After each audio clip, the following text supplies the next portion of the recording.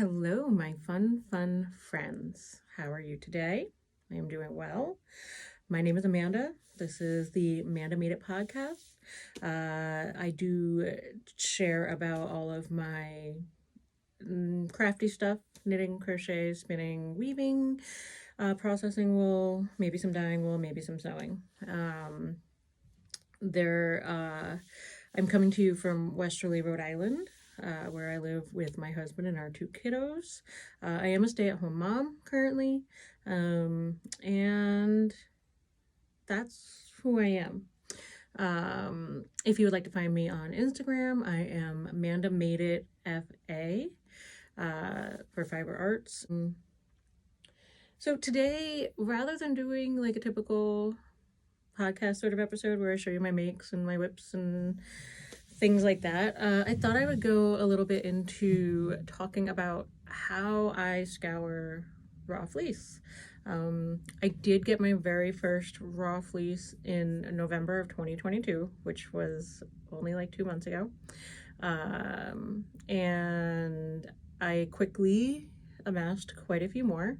And this is not, winter in New England is not typically the time that you want to get raw fleece. It's just not. Processing raw fleece is something that is easier to do outside in a lot of ways, but you can do it inside, and you can do it in small batches or large, depends on what you're comfortable with.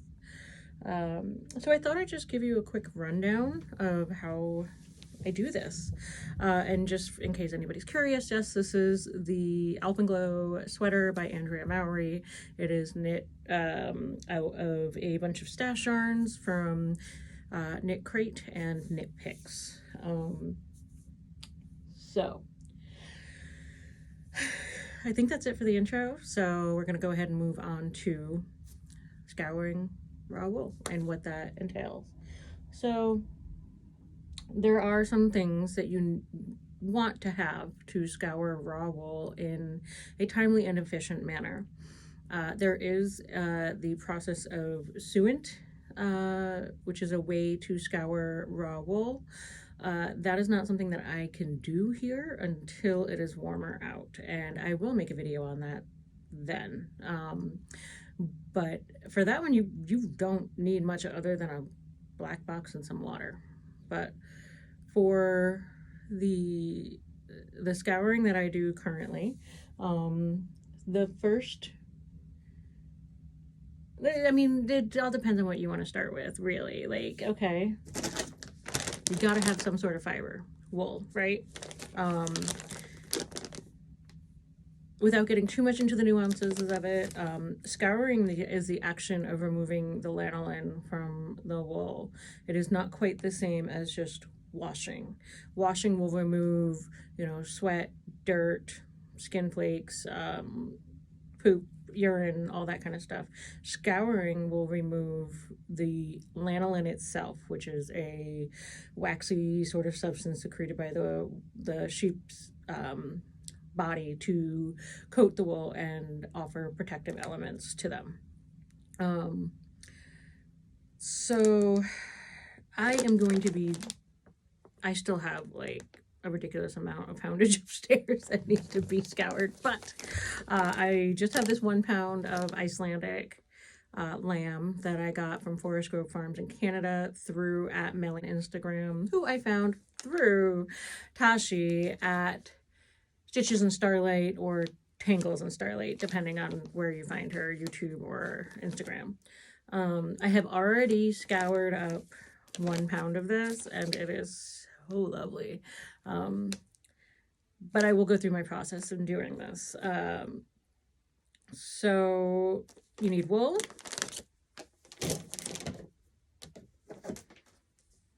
a mesh laundry bag. I got this from the dollar store. Because I didn't know what I was going to need. You can get a mesh laundry bag wherever you want. Doesn't have to be expensive. It's up to you. Mesh laundry bag. We also have Unicorn Power Scour. So there's my big jug of it. Here's the first little bottle of it that I got that I use to pour from the big jug into the little bottle so that it's easier for moving around with me while I do it. So Unicorn Fiber Power Scour is a brand. They offer several different cleaning products for the purposes of wool and laundering things with wool or like that.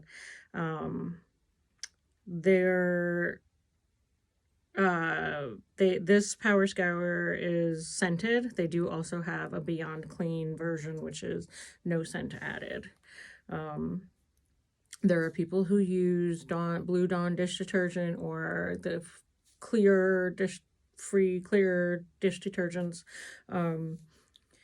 I'm not here to tell you what to do. I'm just telling you what I use, and you can figure out what you want to use for yourself, you know.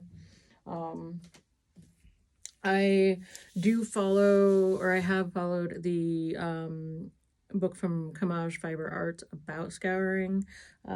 So that is where I get a lot of the information that I will be sharing, but not all of it. You know, a lot of it is just pieced together from reading various different sources on the topic and talking to people, you know, because that's really kind of one of the best ways to learn, is to chat with people who do it. I mean, you know, reading from a book helps with the starting point, and then finding others who are trying to do or are doing what you're trying to do is very helpful.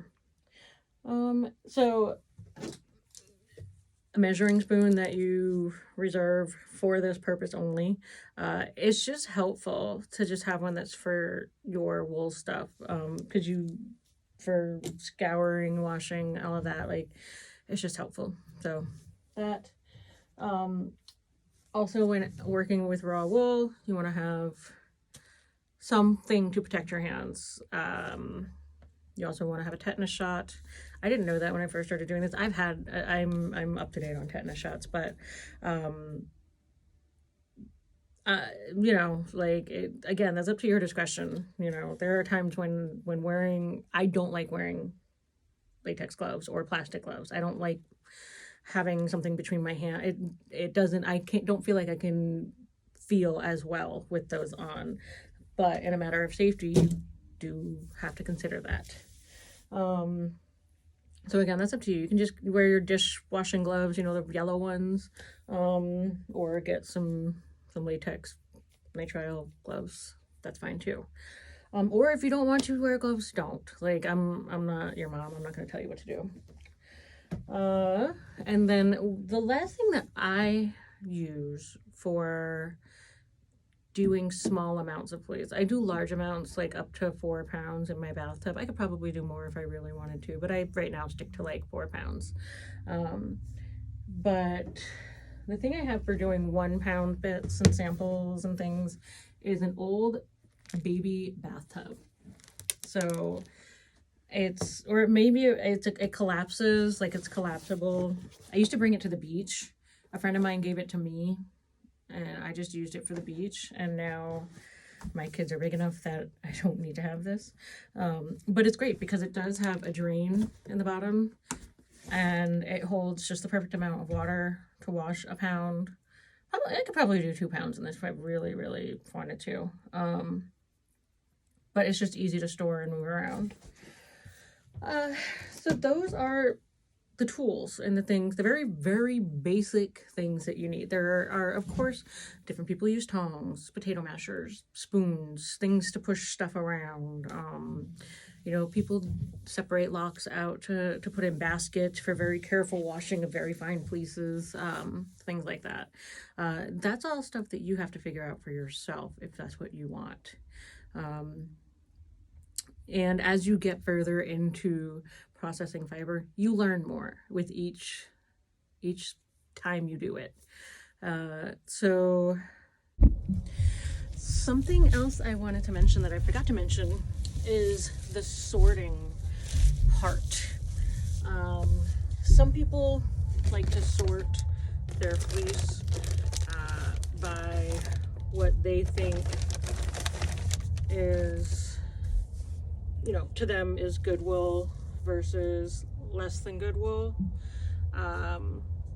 You also want to sort to check for VM, any poop, any undesirable things in there. It will make the washing process easier. So I am taking this out and feeling through. There's a big old burr right there.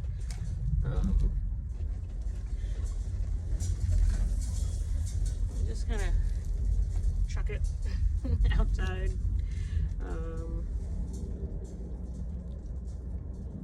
You know, it really does just make the whole process a little easier if you take out all that extra stuff. You can also maybe, I mean, this is a lamb's fleece and it's Icelandic, so there are shorter and longer bits because it's a dual coated fleece.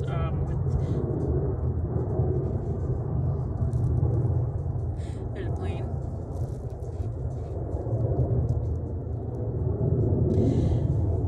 Of course there is. So anyway, you know, you just kind of go through real quick, assess your fleece, see what you're working with. You know, sometimes there can be some little things that get hidden. You know, I mean, a fleece has to be rolled up and, you know, compressed to ship it in an economical manner. Doesn't hurt them at all. You're fine, you know.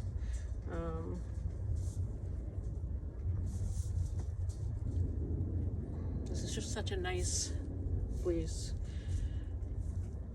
This is just, I think it's about a pound and a quarter when I weighed it. That's another thing, you want to weigh your fleece or the amount that you're going to wash when you get it, so that you're aware of, I mean, you don't have to be aware of it, but it is a good metric to keep account of how much your loss is from washing, because washing does remove lanolin, which is a heavy substance. And so, you know, the other Icelandic lamb fleece that I washed, after I finished washing it, I had a little over 14 ounces left from 1 pound, 1.3 pounds or something like that. So there was some loss there, and you have to expect that, and you have to know that that's going to happen. But being aware of that helps you to better gauge what you're willing to spend on things too. Yeah, this sheepy smell is so nice. So yeah, all in all, this is a very well skirted fleece. I am fully pleased with it, and I've opened it up a bit, got out any larger bits. I've probably missed some. Like, I do this and then I go back through after it's washed, and you know, it's kind of like just something that you do continuously do through the whole process. Is you pick things out that you don't want to be in there, and then there are some things that you're like, oh well, whatever, you know, that'll come out as I spin it, or that'll come out as whatever, you know. It's such a personal thing for people to make that decision. So yeah, we're gonna get this finished loading up and into its overnight soak, and I'll catch you then. I start out with a cold soak on all my fibers. Sometimes that cold soak is an hour. Sometimes it's overnight. It just depends on how froggy I'm feeling and how excited I am to see what this fiber is going to do. Now, why a cold soak? Because it is going to make it easier. It will loosen up some of the non-lanolin items in the fleece, such as the dirt, the sweat, the urine, all of that. And then you're not running as much hot water trying to get all of that out. So yeah, you just do a cold soak overnight, let it sit there in water no detergent, nothing. And then the next day you dump that water out, and you can choose to do another cold soak, or something I've been trying lately is doing a warm soak. Not hot, not lanolin removing warm, but just warm enough to, again, get more of that stubborn dirt, mud, urine, sweat off of the fleece. That I do for like maybe half an hour. The timing on those things I'm not too concerned about, because there isn't anything that's going to come off and redeposit. And then after that is when I start the scouring, the actual scouring process. And that would be, my tap water gets hot enough to remove the lanolin. I think you have to be somewhere in the neighborhood, about a neighborhood of 140 degrees for the lanolin to melt off. And my hot water does that. So I just crank my water, fill up the tub, put in a tablespoon of the power scour, drop my fiber in the mesh bag into the water, push it down. I don't do any of that. You just push, push, push. You're not getting aggressive with it. It is not like somebody's dirty underwear and a washboard, okay? It's fleece that you don't want to felt yet. Like, maybe you do want to felt it, but you want to get it clean first. So yeah, and you just let it sit for 20 minutes to a half hour. You don't want it to sit any longer than that, because as the water starts to cool, the lanolin can redeposit onto your fleece, and then it becomes more stubborn to get off. Science. Don't know the reasons. I'm sure it explains it in the Kamaj book, but science. So after that, it's really just a series of hot rinses where you take the same temperature water, like from your tap, or if you need to boil water, adding the same ratio of hot water to cool, however you need to do it, however you need to get that hot water, and you just fill your tub up with hot water, no soap or anything, because you've already done that in your scour. And then for me, I only scour once, and I do multiple rinses. Other people will scour twice, 3 times. They want to get rid of all that lanolin. I don't want to get rid of all of the lanolin. I don't want to keep all of it either, but I'm not trying to completely strip out the lanolin from my fleeces. I also can't say that I have worked with extremely greasy fleeces yet. Like, I don't consider anything that I've worked with to be very greasy. When I went to the New England Fiber Festival in the fall, and I touched raw fleece there and came with like lanolin sliding down my hand, that's a greasy fleece. Nothing I have worked with yet has done that.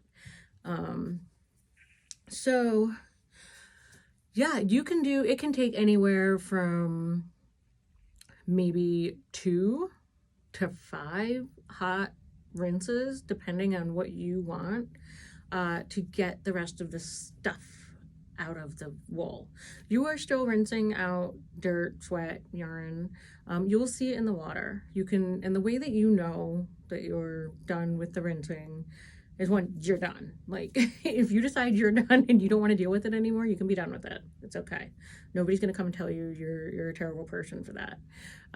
The other thing is that when the water is pretty fairly clear, there may be a slight fuzziness in the water, and that would be more from lanolin than dirt or whatever.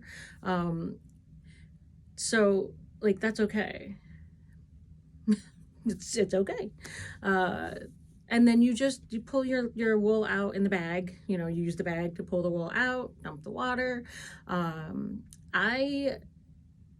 There are many different ways to get the water out of your wool. All of them need to be gentle. I will just press the wool in the bag against the side of my bathtub or the side of the blue tub, and press water out like that. Then I bring it down to a washing machine, and my washing machine has a drain and spin cycle where it just spins out the water. I will still switch the water temperature on my washer to the hottest setting, just because I'm always concerned that somehow it's going to start putting water in there. So that, and then I just let it spin the water out, and I have a sweater rack that I put it on to dry. And then over the next day or two, every time I walk by, I touch it, I feel it, I move things around, I pull out little bits of VM, and usually by day 2 of being on the sweater rack, it's dry, and then I get to play with it. So, you know, I'm going to show, I believe I will have been putting some clips in here of how I do these certain things, and I hope that this has been somewhat helpful to you. You know, there's one literal book that is easily accessible for people who are getting into scouring wool, and that is the Kamaj book that I referenced earlier. There are lots of videos here on YouTube. Go watch them. Go see them. There are people who can be sources of information, whether you follow them on Instagram or YouTube, or you join their Patreons, or their Discord groups, you know, wherever people do their conversing. You know, it's as with most things fiber, it is a communal activity. People share their knowledge, and that is one of the best parts about it, is that you can find somebody to geek the hell out about fiber and all the aspects of it if you want to. We are so lucky that they don't have to live on your block or in your town or even in your state. You know, you can chat to people across the world about how they do things and why they do things that way. And that is one of the coolest things about having an online fiber community. So yeah, I hope this was useful, helpful. If you have any questions, please put them down in the comments below. I will put links for like the Unicorn Power Scour, I guess, but like I'm not an affiliate. That's not something I do yet. Anybody? Power Scour? Come on. Here I am. Ready for you. But yeah, let me know how you like to scour your wool, if you like to scour wool. Alpaca is pretty much the same process.